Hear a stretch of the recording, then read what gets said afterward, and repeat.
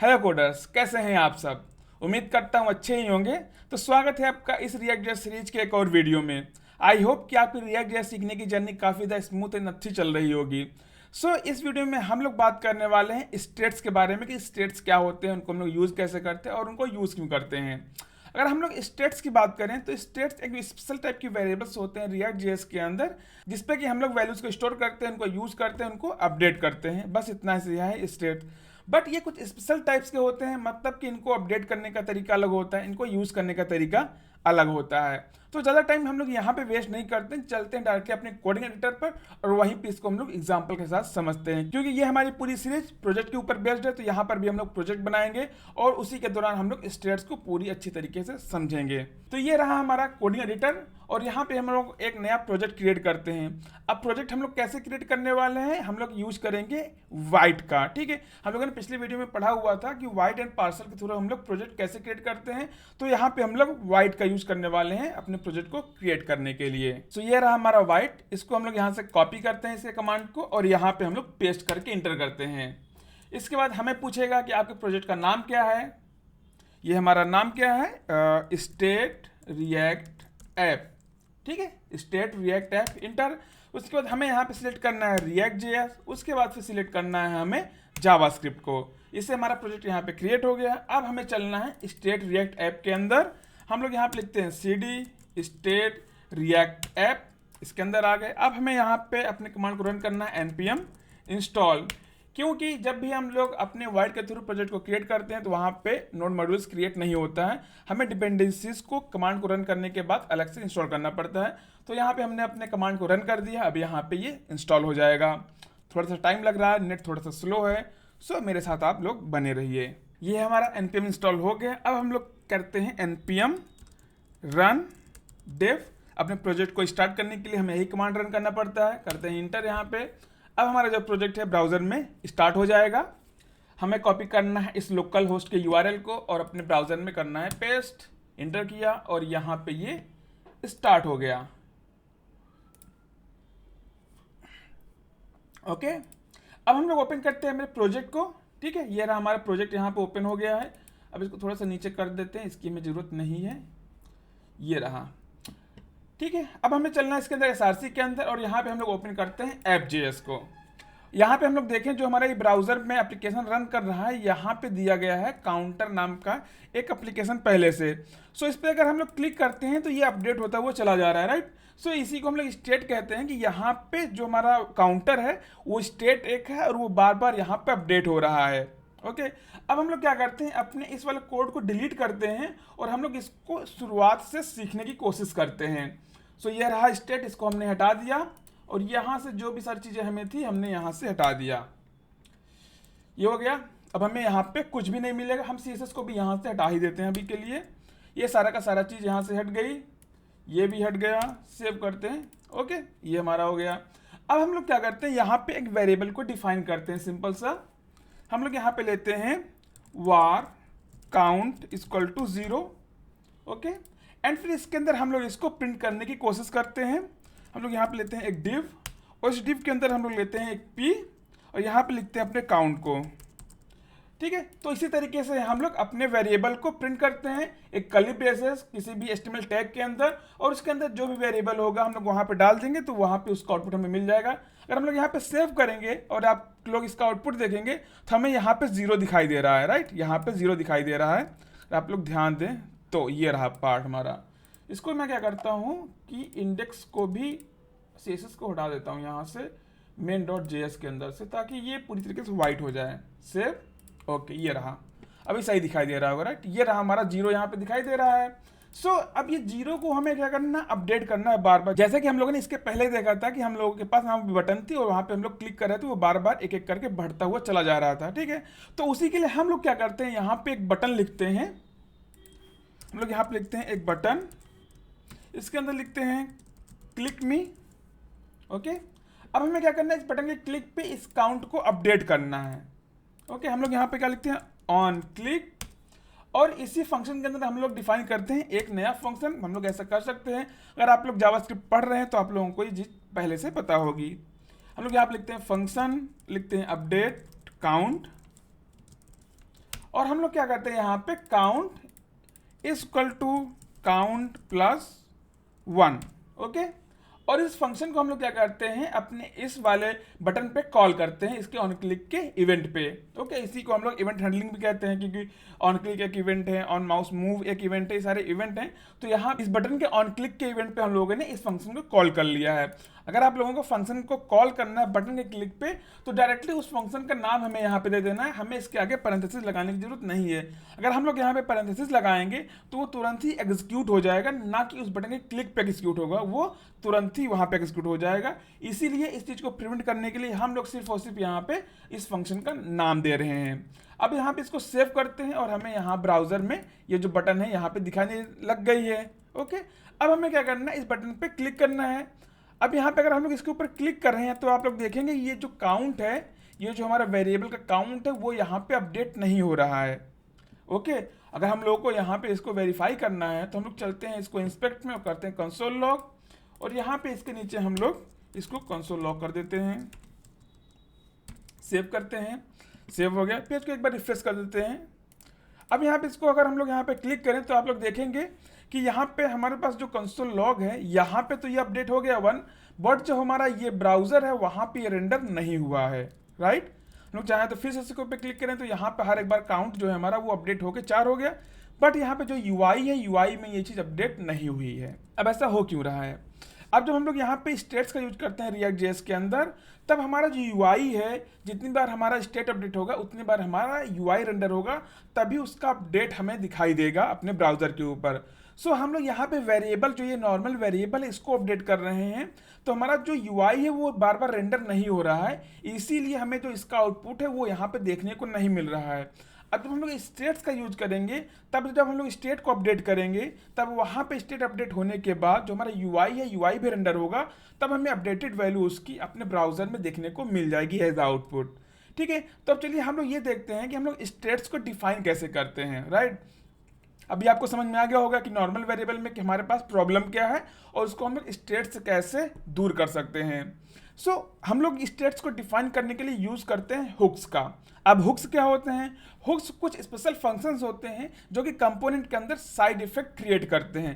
अब side effect क्या हो गया? जैसे कि हमारा स्टेट अपडेट हो गया, इसके कुछ लाइफ साइकिल मेथड्स को हम लोगों को एग्जीक्यूट करने की परमिशन देता है, जो कि हम लोग आगे पढ़ने वाले हैं। बट अभी हुक्स का यूज करके हम लोग स्टेट को क्रिएट करने वाले हैं यहाँ पे। तो जो हम लोग यहाँ पे हुक का यूज करने वाले हैं उसे हम लोग कहते हैं यूज स्टेट हुक। तो चलिए देखते हैं कि उसको हम लोग यहाँ पे यूज कैसे करते हैं। हमें क्या करना पड़ेगा, यूज स्टेट को रिएक्ट जेएस के अंदर से इंपोर्ट करना पड़ेगा। जैसे कि यहाँ पे ऑलरेडी हुआ है ये, अगर आप लोग देखें import use state from react, मतलब कि रिएक्ट के अंदर से यूज स्टेट को हम लोगों ने इंपोर्ट कर लिया है। और ये इंपोर्ट कैसा है? हमारा नेम्ड एक्सपोर्ट है। राइट, क्योंकि यहाँ पे आप लोग देखेंगे कि यहाँ पे कर्ली ब्रेसेस लगा हुआ है, उस कर्ली ब्रेसेस के अंदर हम लोगों ने यूज स्टेट को लिख रखा है, इसीलिए इसे हम लोग क्या कह सकते हैं, एक नेम्ड एक्सपोर्ट, जो कि इसके पहले वाले वीडियोज में हम लोगों ने देख रखा है, जिसमें हम लोगों ने मॉड्यूल्स को पढ़ा हुआ है। अब इसी हुक का हमें यूज करना है। हम लोग इसको यूज कैसे करते हैं ये देख लेते हैं। हम लोगों को यहाँ पे लिखना पड़ेगा const counter comma set counter. हर चीज मैं आपको यहाँ बताने वाला हूँ, अभी आप लोग जाइए थोड़ा सा। Use state 0। ओके, हम लोग यहाँ पे एक एक करके हर एक चीज की यहाँ पे बात करते हैं। तो यहाँ पे सबसे पहले हम लोगों ने क्या लिख रखा है? कॉन्स्ट लिख रखा है, मतलब कि हम लोग कॉन्स्ट टाइप के वेरिएबल्स यहाँ पे क्रिएट करने वाले हैं, ताकि एक्सीडेंटली हम लोग सेम नाम का कोई दूसरा वेरिएबल ना क्रिएट कर पाए। इसलिए जब भी आप लोग स्टेट्स डिफाइन करें तो हमेशा कॉन्स्ट का ही यूज करिए। उसके बाद यहाँ पे क्या है, हमारे पास काउंटर नाम का एक वेरिएबल है और दूसरा क्या है, सेट काउंटर नाम का वेरिएबल है। Okay, sorry, set counter. Okay, तो जो हमारा काउंटर है वो हमारा क्या है, वेरिएबल है, और जो हमारे पास यहाँ पे सेट काउंटर मतलब कि जो दूसरा वाला हमारे पास यहाँ पे वेरिएबल है, इसे हम लोग कहते हैं फंक्शन। मतलब कि ये हमारा एक्चुअल वेरिएबल है जो कि हम लोग यूज करते हैं अपने यूआई के अंदर, जैसे कि यहाँ पे हम लोग अभी यूज करेंगे। और जो हमारा सेट काउंटर है वो क्या करता है, इस पर्टिकुलर वेरिएबल को अपडेट करने का काम करता है। ओके, ये क्या हमारा पास वेरिएबल है जिसके ऊपर वैल्यू अपडेट होगी, और जो सेट काउंटर है वो क्या करता है कि इस वेरिएबल पे वैल्यू को अपडेट करता है। जैसे कि यहाँ पे काउंट पे हम लोगों ने डायरेक्टली इसको अपडेट कर दिया है, तो ये कोई भी काम नहीं कर रहा है। राइट, उस चीज को अवॉइड करने के लिए सेट काउंटर यहाँ पे एक फंक्शन प्रोवाइड किया जाता है हमें हुक के द्वारा, जो कि इस वाले साइड इफेक्ट को हमें दूर करता है कि वेरिएबल को अपडेट करने के बाद भी हमें आउटपुट नहीं दिखाई दे रहा है। और उसके बाद यहाँ पे हम लोगों ने लगाया हुआ है एक क्या इक्वल टू, और उसके बाद हमने यूज किया हुआ है यहाँ पे अपना यूज स्टेट हुक। अब इसके अंदर क्या है, हम लोगों ने यहाँ पे दी हुई है एक इनिशियल वैल्यू। अब यहाँ पे जो भी वैल्यू हम लोग देंगे वो इसके ऊपर इनिशियल स्टेट में अपडेट हो जाएगी। जैसे कि यहाँ पे हम लोगों ने काउंट पे 0 दे रखा है, तो इसकी इनिशियल वैल्यू क्या है, 0 है। उसी तरीके से यहाँ पे इस काउंटर की इनिशियल वैल्यू क्या होगी, 0 होगी, जो भी हम लोग इस यूज स्टेट के अंदर दे देंगे। अब चलिए हम लोग क्या करते हैं, इस काउंटर को यूज करते हैं instead of this count variable. इस काउंट को हम लोगों ने यहाँ से कॉपी किया और यहाँ पे पेस्ट किया और सेव करते हैं। तो सेव करेंगे तो यहाँ पे आपको कोई भी चेंजेस नहीं दिखाई देंगे, क्योंकि क्या है कि जो इनिशियल वैल्यू है हमारी यहाँ पे भी 0 ही है। इसको अगर हम लोग यहाँ पे 2 कर देते हैं और सेव करते हैं तो आप लोग देखेंगे कि यहाँ पे क्या हो गया, अब 2 हो गया है। ठीक है, यहाँ पे अगर अब हम लोग 5 कर देते हैं, सेव करते हैं, तो यहाँ पे हमें क्या दिखाई दे रहा है, 5 दिखाई दे रहा है। ठीक है, तो आप लोग समझ गए होंगे कि इसके अंदर जो भी वैल्यू हम लोग देते हैं वो इसकी इनिशियल वैल्यू हो जाएगी, जो हमें पहली बार में दिखाई देगी अपने यूआई के अंदर अगर हम लोग उसको यूज करते हैं। ओके, अब हम लोग क्या करते हैं, इस काउंटर को डायरेक्टली अपडेट करने की कोशिश करते हैं। जैसे कि हम लोगों ने यहाँ पे काउंट को कर रखा है, काउंट को हम लोगों ने यहाँ से कॉपी किया और यहाँ पे पेस्ट किया, सॉरी यहाँ पे पेस्ट किया, यहाँ पे पेस्ट किया और यहाँ पे पेस्ट किया, सेव करते हैं, रिफ्रेश। यहाँ पे इसकी इनिशियल वैल्यू क्या है, 5 है। अब हम लोग क्या करते हैं, जो क्लिक मी की बटन है इस पे ऊपर क्लिक करते हैं। क्लिक किया तो यहाँ पे आप लोग को एक एरर दिखाई देगा। वो एरर क्या है, assignment to a constant variable, मतलब कि यहाँ पे हम लोगों ने इसको कॉन्स्ट के द्वारा डिफाइन कर रखा है, तो हम लोग इसको डायरेक्टली अपडेट भी नहीं कर सकते हैं, राइट।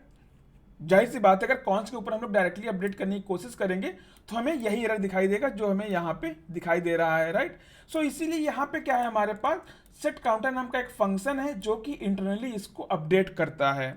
अब चलिए हम लोग यूज करते हैं सेट काउंटर नाम के फंक्शन को, जो हमें ऑलरेडी यहाँ पे मिल रहा है। सो इसको हम लोग यूज कैसे करते हैं, इसको यहाँ पे देखते हैं। हम लोग यहाँ पे लिखेंगे सेट काउंटर, और हम लोगों को यहाँ पे देना पड़ेगा क्या, अपने वेरिएबल का नेम। ये जो हमारा स्टेट है इसी को हम लोग क्या कहते हैं, स्टेट कहते हैं, या फिर आप लोग वेरिएबल कहिए।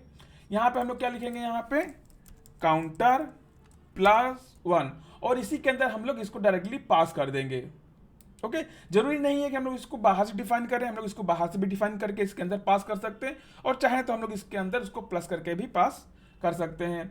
और इसको हम लोग यहाँ से अब हटा देते हैं और इसको करते हैं सेव, और इसको पेज को करते हैं फिर से एक बार रिफ्रेश। हमें यहाँ पे क्या दिखाई दे रहा है, अपना जो 5 इनिशियल वैल्यू थी इसकी, जो कि अभी भी यहाँ पे है, और हमें यहाँ पे क्या है, एक फंक्शन की बटन है, इसके ऊपर हम लोग यहाँ पे करते हैं क्लिक। जैसे क्लिक करेंगे आपको यहाँ पे क्या दिखाई देगा, 6 दिखाई देगा। आपको यहाँ पे क्या दिखाई दे रहा है, 6 दिखाई दे रहा है, और यहाँ पे 5 दिखाई दे रहा है। इसकी भी बात हम लोग अभी करने वाले हैं कि हमें यहाँ पे तो 6 दिखाई दे रहा है और यहाँ पे 5 दिखाई दे रहा है।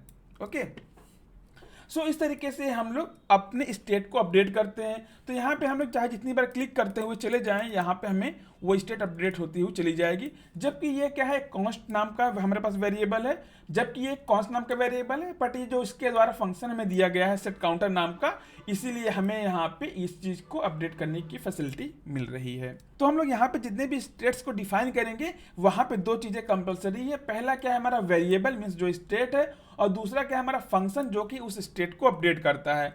तो चलिए हम लोग एक वेरिएबल और यहाँ पे डिक्लेयर करते हैं, मतलब कि एक स्टेट और यहाँ पे डिफाइन करते हैं। हम लोग यहाँ पे करते हैं क्या, कॉन्स्ट सिटी, और यहाँ पे लिखते हैं सेट सिटी। उसके बाद हम लोग यहाँ पे क्या लिखते हैं, इक्वल टू यूज स्टेट, यहाँ पे हम लोग लिखते हैं प्रयागराज। ओके, ये हो गया। अब हम लोग क्या करते हैं, इस सिटी को यूज करते हैं यहाँ पे एक पी के अंदर, और सॉरी इसको हमें एक कर्ली ब्रेसेस के अंदर यूज करना, तभी ये एज अ वेरिएबल यूज होगा।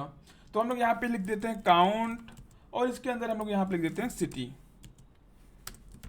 सेव, यहाँ पे इसको रिफ्रेश करेंगे, मीन्स ऑटोमेटिक रिफ्रेश हो गया। तो हमें यहाँ पे क्या दिखाई दे रहा है, काउंट 5 और सिटी पे प्रयागराज, जो कि हम लोगों ने यहाँ पे एज इनिशियल वैल्यू दे रखी है, और 5 क्या है, हमारी काउंटर की इनिशियल वैल्यू है।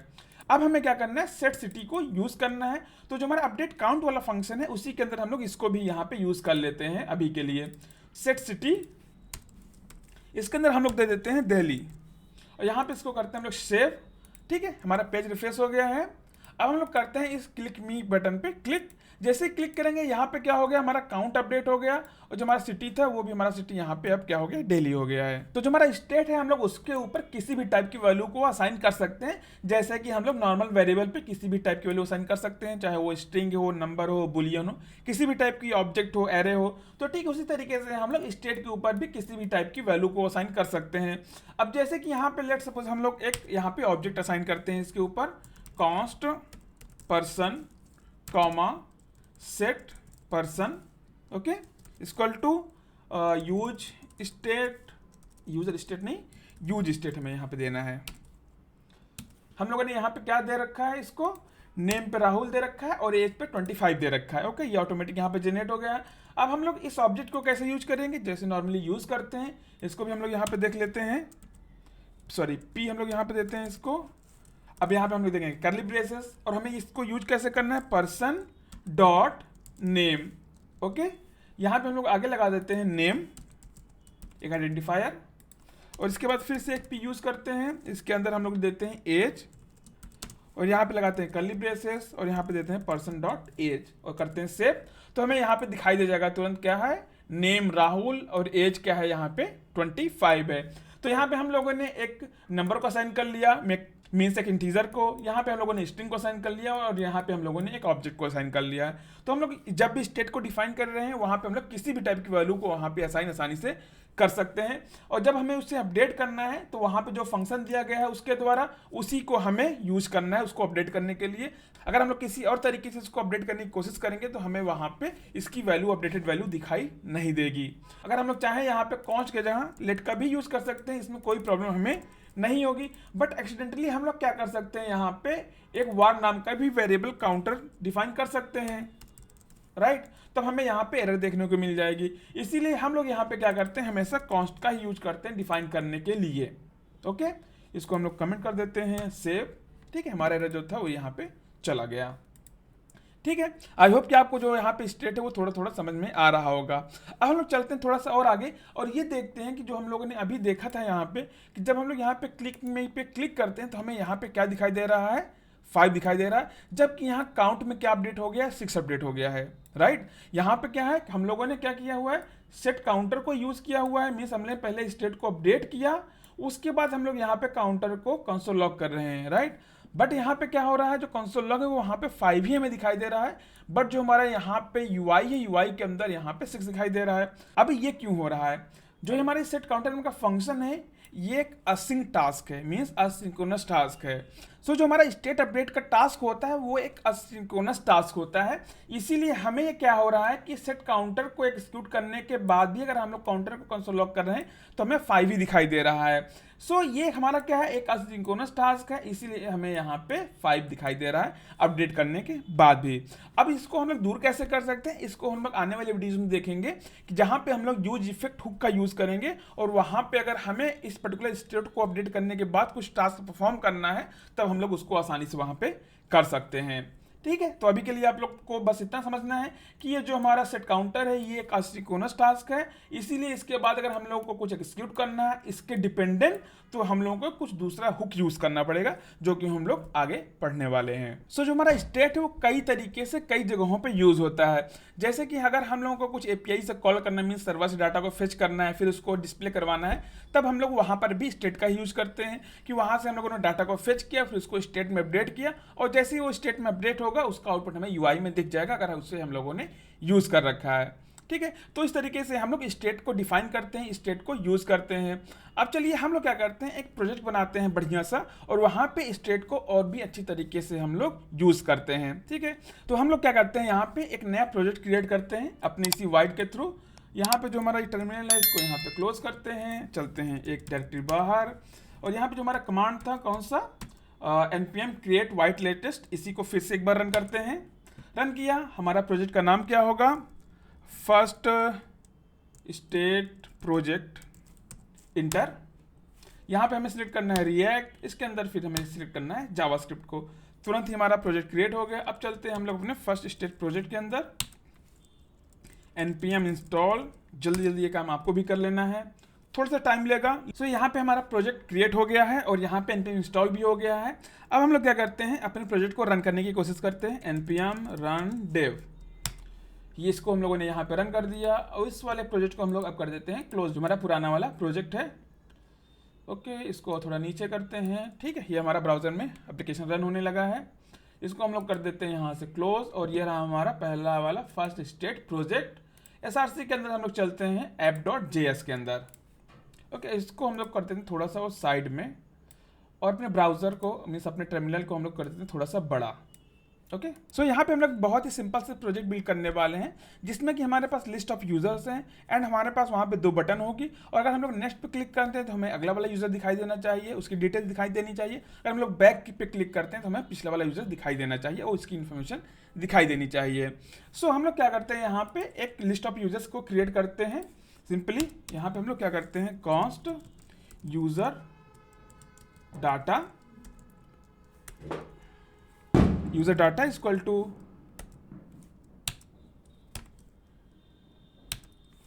name John, age 20, city New York. Okay, so इसी तरीके से हम लोग यहाँ पे इसी को कॉपी पेस्ट कर लेते हैं। कितने हो गए, यहाँ पे 4 हो गए। ठीक है, अभी के लिए हम लोग यहाँ पे 4 ही रखते हैं। अब जॉन की जगह हम लोग कर देते हैं क्या, अमित, यहाँ पे कर देते हैं 30 और यहाँ पे कर देते हैं क्या, प्रयागराज एंड यहाँ पे कर देते हैं अंकित कुमार और एज हम लोग कर देते हैं इसको 28 और इसको हम लोग कर देते हैं सिटी को दिल्ली और उसके बाद हम लोग इसको करते हैं अभिषेक कुमार मौर्य एंड जो हमारी सिटी है यहाँ पे इसको हम लोग कर देते हैं गुरुग्राम। ओके, ये हमारे पास 4 यूजर्स हैं इस पर्टिकुलर वेरिएबल के अंदर। हमें क्या करना है, पहली बार में जॉन को दिखाना है, जब नेक्स्ट बटन क्लिक हो तो हमें अमित को दिखाना है, उसके बाद हमें नेक्स्ट क्लिक हो तो अंकित और जब बैक क्लिक हो तो फिर से अमित को दिखा देना है वहाँ पे। सो हम लोग क्या करते हैं, इस वाली चीज़ को यहाँ से हटाते हैं अभी के लिए। ठीक है, इस वाली चीज़ को यहाँ से हटाते हैं। अब हमें क्या करना है, सिंपली बिल्ड करना है कुछ चीज़ों को, जैसे कि हम लोग यहाँ पे देते हैं एक डिव और इस डिव के अंदर हम लोग यहाँ पे देते हैं नेम पीएचपी नेम। ओके, हम लोगों ने यहाँ पे क्या देते हैं, नेम दे दिया। उसी तरीके से हमें यहाँ पे देना है एज और हमें यहाँ पे देना है सिटी को।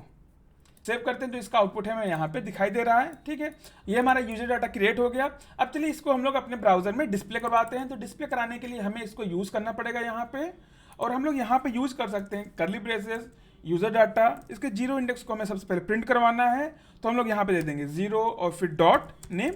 इसी तरीके से हम लोग एरे के अंदर के अगर कोई ऑब्जेक्ट है उसको एक्सेस कर सकते हैं, पहले से आप लोगों को पता है। ठीक है, इसको यहाँ से कॉपी करते हैं, यहाँ से पेस्ट करते हैं, यहाँ पे पेस्ट करते हैं और यहाँ पे नेम की जगह हम लोग कर देते हैं एज और नेम की जगह कर देते हैं सिटी। इसको अगर हम लोग यहाँ पे सेव करेंगे तो हमें यहाँ पे क्या दिखाई देगा, जॉन, एज और न्यूयॉर्क। ठीक है, और इसको अगर हमें नेक्स्ट वाले डाटा को एक्सेस करना है, मतलब इस वाले पार्ट को, तो हमें यहाँ पे देना पड़ेगा क्या, 0 की जगह हमें देना पड़ेगा, कहाँ गए, 1, यहाँ पर भी 1 और यहाँ पर भी 1। सेव करते हैं तो अब हमें यहाँ पे दिखाई देगा क्या, अमित, एज और प्रयागराज।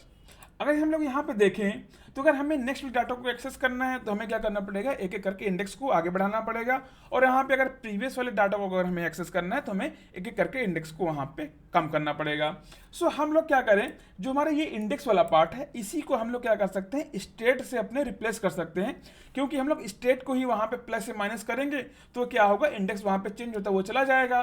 तो हम लोग क्या कर सकते हैं, यहाँ पे काउंट को रिप्लेस कर देते हैं इंडेक्स से। हम लोग नेमिंग को ही चेंज करें और भी यहाँ पे कुछ नहीं कर रहे हैं, तो हम लोग यहाँ पे कर देते हैं सेट इंडेक्स। ओके, सेव करते हैं तो यहाँ पे क्या हो जाएगा, अभी कुछ भी इफेक्ट नहीं पड़ेगा क्योंकि इंडेक्स को हम लोगों ने यहाँ पे यूज़ नहीं किया है। तो हम लोग क्या करते हैं अब कि जहाँ पे 1 यूज़ है वहाँ पे कर देते हैं इंडेक्स को, इंडेक्स और इंडेक्स। सेव करते हैं, सेव करते हैं तो हमें यहाँ पे जो पहला वाला आउटपुट है वो दिखाई दे रहा है, जॉन, 20 और न्यूयॉर्क। सो अब हम लोग क्या करते हैं, यहाँ पे 2 बटन बनाते हैं, बटन नेक्स्ट यूजर। ओके, और यहाँ पे इसके नीचे एक बनाते हैं, इसके ऊपर बनाते हैं एक प्रीवियस यूजर। सेव किया, सो हमें यहाँ पे 2 बटन मिल जाएगी, एक क्या है प्रीवियस यूजर की, एक क्या है नेक्स्ट यूजर की। नेक्स्ट पे क्लिक करें तो अगला यूजर आना चाहिए और प्रीवियस पे क्लिक करें तो पिछला वाला यूजर यहाँ पे आना चाहिए। तो हमें क्या करना है, यहाँ पे 2 फंक्शन बनाने हैं, फंक्शन नेक्स्ट और नेक्स्ट में हमें क्या करना है, अपने जो इंडेक्स है उसको अपडेट करना है प्लस करके। तो हम लोग यहाँ पे क्या कर सकते हैं, सेट इंडेक्स कॉपी करते हैं और यहाँ पे कर सकते हैं इंडेक्स +1, ठीक है। और यहाँ पे जो हमें इसको बैक करना है तो हम लोग यहाँ पे कर सकते हैं फंक्शन, यहाँ पे दे दिया इसने ऑलरेडी प्रीवियस इंडेक्स -1। अब हमें क्या करना है, इसके ऑन क्लिक पे, ऑन क्लिक जो हमारा प्रीवियस यूजर है वहाँ पे हम लोग प्रीवियस वाले फंक्शन को यूज कर लेंगे, और जो हमारा ऑन क्लिक नेक्स्ट वाला है उसके ऑन क्लिक पे हम लोग यूज कर लेंगे अपना नेक्स्ट वाला फंक्शन को। ये हमारा नेक्स्ट वाला फंक्शन है, इसको यहाँ पे हम लोग पेस्ट करते हैं और सेव करते हैं। अब सेव करेंगे तो यहाँ पर इसको जैसे रिफ्रेश करेंगे तो हमारा आउटपुट यहाँ पे दिखाई दे रहा है। अब हमें क्या करना है, नेक्स्ट बटन पे क्लिक करना है, नेक्स्ट यूजर क्लिक किया तो हमें यहाँ पे अमित 30 और प्रयागराज आ गया। अब यहाँ पे फिर से नेक्स्ट करेंगे तो यहाँ पे क्या आ गया, अंकित 28 और दिल्ली आ गया। फिर से क्लिक करेंगे तो अगला आ गया, क्या आ गया, अभिषेक 20 और गुरुग्राम। अब यहाँ पे फिर से नेक्स्ट क्लिक करेंगे तब हमें यहाँ पे एरर दिखाई दे जाएगा। क्यों एरर दिखाई दे गया, क्योंकि अभी हमारा काउंट मीन्स जो इंडेक्स है वो क्या हो गया, 4th हो गया है, बट जो हमारा इंडेक्स है यहाँ पे 0 इंडेक्स, 1 इंडेक्स और यहाँ पे क्या है 2 और 3 इंडेक्स तक का ही डाटा है हमारे पास। तो हमें क्या करना पड़ेगा कि जब भी हमारा इंडेक्स जो है वो 3 पे पहुंचे तब हमें नेक्स्ट वाली बटन को क्या करना है, डिसेबल कर देना है। और जब हमारा इंडेक्स 0 पे पहुंचे तब हमें क्या करना है, जो हमारा प्रीवियस वाली बटन है इसको हमें डिसेबल कर देना है। तो इसको हम लोग कैसे कर सकते हैं यहाँ पे, तो इस चीज़ को करने का सबसे अच्छा तरीका ये है कि जो बटन है इसी बटन के अंदर हम लोग एक कंडीशन लगा दें कि जैसे ही हमारा इंडेक्स क्या हो 3 पे पहुंचे ये क्या हो, डिसेबल्ड हो जाए। तो इसको हम लोग कैसे करने वाले हैं ये देख लेते हैं यहाँ पे। सो हम लोग यहाँ पे क्या करते हैं, डिसेबल्ड इसकी प्रॉपर्टी होती है, पहले से आप लोगों को पता है। डिसेबल्ड हमें क्या करना है, ट्रू कर देना है। ट्रू किस केस में करना है, जब हमारा क्या हो जाए, इंडेक्स 3 हो जाए। तो हम लोग क्या करते हैं, इंडेक्स डबल इक्वल टू, ठीक है, यूजर डाटा डॉट लेंथ -1। अब यहाँ पे क्या हो रहा है, यूजर डाटा की अगर हम लोग लेंथ यहाँ पे फाइंड आउट करेंगे तो हमें यहाँ पे क्या मिलेगा, 4 मिलेगा। और हम लोगों ने यहाँ पे क्या कर दिया, 4 - 1 यहाँ पे क्या आ जाएगा, 3 हो जाएगा, ठीक है, यहाँ पे 3 हो जाएगा। और इंडेक्स की वैल्यू अगर 3 रहेगी तब ये क्या हो जाएगा, ट्रू हो जाएगा। और यहाँ पे ये डिसेबल इक्वल टू ट्रू हो जाएगा। अब सेम उसी तरीके से हमें प्रीवियस वाले यूजर के लिए भी करना है। हम लोग यहाँ पे क्या कर सकते हैं, disabled equal to index double equal to 0, क्योंकि इसका लेंथ हमें पता है। ये हो गया, इसको सेव करते हैं और रिफ्रेश करते हैं तो ये देखेंगे आप लोग कि जो हमारे प्रीवियस यूजर वाली बटन है वो यहाँ पे क्या हो गई, डिसेबल्ड हो गई है। और जब हम लोग यहाँ पे इसको नेक्स्ट पे क्लिक करेंगे, नेक्स्ट नेक्स्ट नेक्स्ट, तो यहाँ पे जैसे ही क्या हुआ, लास्ट वाला हमें यूजर दिखाई दिया, वैसे ही हमारा नेक्स्ट वाले यूजर वाली बटन पे यहाँ पे डिसेबल्ड हो गई है। अब हम लोग यहाँ पे बैक भी जा सकते हैं, बैक बैक बैक, हमारा जो बैक वाली बटन है वो यहाँ पे डिसेबल्ड हो गई है। सो यहाँ पे आप लोगों ने देखा कि हम लोगों ने यहाँ पे स्टेट का यूज अपने बटन को इनेबल और डिसेबल करने के लिए भी कर लिया है। तो जो हमारा स्टेट है वो मल्टीपल तरीके से मल्टीपल जगहों पे मल्टीपल काम के लिए यूज हो सकता है। सो ये रहा हमारा स्टेट की बातें। अब ऐसा तो है नहीं कि जो भी वेरिएबल हम लोगों ने यहाँ पे डिफाइन कर दिए हैं, मतलब कि जो भी स्टेट्स हम लोगों ने यहाँ पे डिफाइन कर दिए हैं उसे हमें इसी के अंदर यूज करना है। अगर हमें किसी दूसरे कंपोनेंट के अंदर यूज करना है, जैसे कि इसके पहले वाले एप्लीकेशन में जो हमारा कंपोनेंट वाला था, जिसमें हम लोगों ने क्या किया हुआ था कि हम लोगों ने मल्टीपल कंपोनेंट्स डिफाइन किए हुए थे, राइट। यहाँ पे अगर आप लोग देखें, सॉरी इसको नीचे करते हैं, यहाँ पे हमारे पास क्या है, मल्टीपल कंपोनेंट्स, माई इन्फो है, माई इन्फो कंपोनेंट है, माई प्रोफाइल बटन है, एंड फिर वहाँ पे app.js के अंदर हम लोगों ने इसको यूज कर रखा था, राइट। सो इस तरीके से हमारे पास मल्टीपल कंपोनेंट भी हो सकते हैं और उनके अंदर भी अगर हमें सेम डाटा को यूज करना है तो हम लोग कैसे यूज करने वाले हैं। सो यहाँ पे चीज़ें क्या थी, स्टेट के द्वारा हम लोग चीज़ों को मैनिपुलेट करते थे और चीज़ों को डिस्प्ले करवाते थे। बट अगर हमें डाटा को एक कंपोनेंट से दूसरे कंपोनेंट में ले जाना है तो वहाँ पे हम लोग यूज करते हैं प्रॉप्स का, ठीक है। जैसे कि हम लोग एक फंक्शन में जब हम लोग कॉल करते हैं तो वहाँ पे पैरामीटर्स को पास करते हैं, ठीक है। उसी तरीके से अगर हम लोग एक कंपोनेंट के अंदर डाटा को पास करते हैं तो उसे हम लोग कहते हैं प्रॉप्स। सो नेक्स्ट वीडियो में हम लोग प्रॉप्स के बारे में जानने वाले हैं कि प्रॉप्स क्या होते हैं, उन्हें हम लोग यूज कैसे करते हैं, उन्हें हम लोग एक कंपोनेंट से दूसरे कंपोनेंट में कैसे पास करते हैं। आई होप कि आपको स्टेट समझ में आ गया होगा। अगर आपको ये सीरीज अच्छी लग रही हो तो वीडियो को लाइक कीजिए, चैनल को सब्सक्राइब कीजिए, अपने दोस्तों के साथ जरूर शेयर कीजिए। मिलते हैं आप सब नेक्स्ट वीडियो में, तब तक के लिए keep watching and keep learning. Thank you.